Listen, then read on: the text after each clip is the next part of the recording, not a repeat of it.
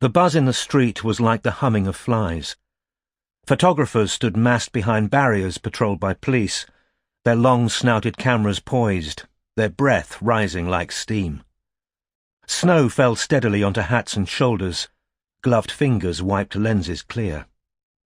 From time to time, there came outbreaks of desultory clicking as the watchers filled the waiting time by snapping the white canvas tent in the middle of the road, the entrance to the tall red brick apartment block behind it, and the balcony on the top floor from which the body had fallen.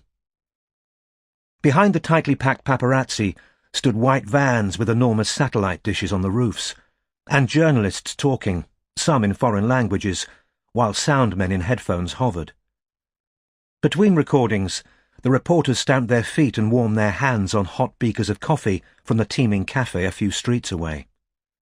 To fill the time, the woolly-hatted cameramen filmed the backs of the photographers, the balcony, the tent concealing the body, then repositioned themselves for wide shots that encompassed the chaos that had exploded inside the sedate and snowy Mayfair street, with its lines of glossy black doors, framed by white stone porticos, and flanked by topiary shrubs.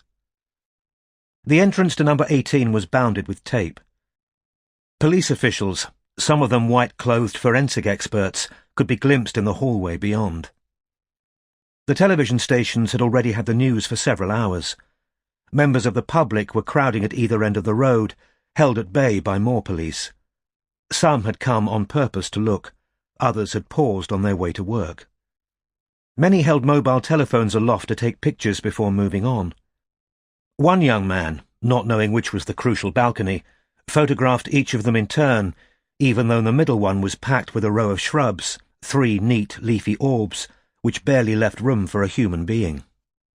A group of young girls had brought flowers, and were filmed handing them to the police, who as yet had not decided on a place for them, but laid them self-consciously in the back of the police van, aware of camera lenses following their every move. The correspondents sent by 24-hour news channels kept up a steady stream of comment and speculation around the few sensational facts they knew. From her penthouse apartment at around 2 o'clock this morning, police were alerted by the building's security guard. No sign yet that they are moving the body, which has led some to speculate. No word on whether she was alone when she fell. Teams have entered the building and will be conducting a thorough search. A chilly light filled the interior of the tent. 2 men were crouching beside the body, ready to move it at last into a body bag. Her head had bled a little into the snow. The face was crushed and swollen, one eye reduced to a pucker, the other showing as a sliver of dull white between distended lids.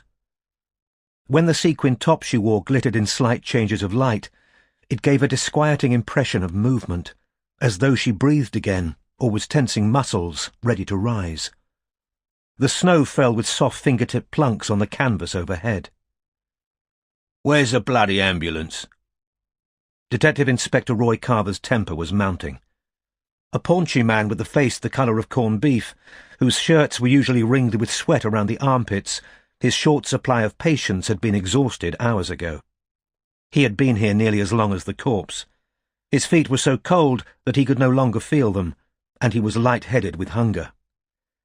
"Ambulance is 2 minutes away," said Detective Sergeant Eric Wardle, unintentionally answering his superior's question as he entered the tent with his mobile pressed to his ear.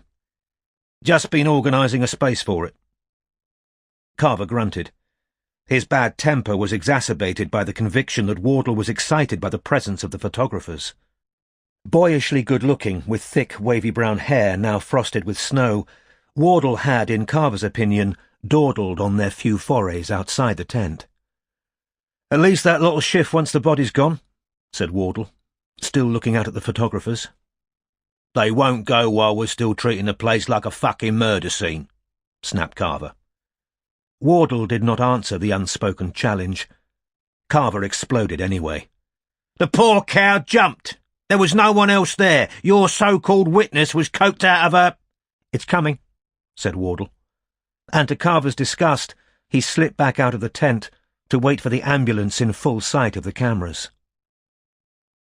The story forced news of politics, wars and disasters aside, and every version of it sparkled with pictures of the dead woman's flawless face, her lithe and sculpted body.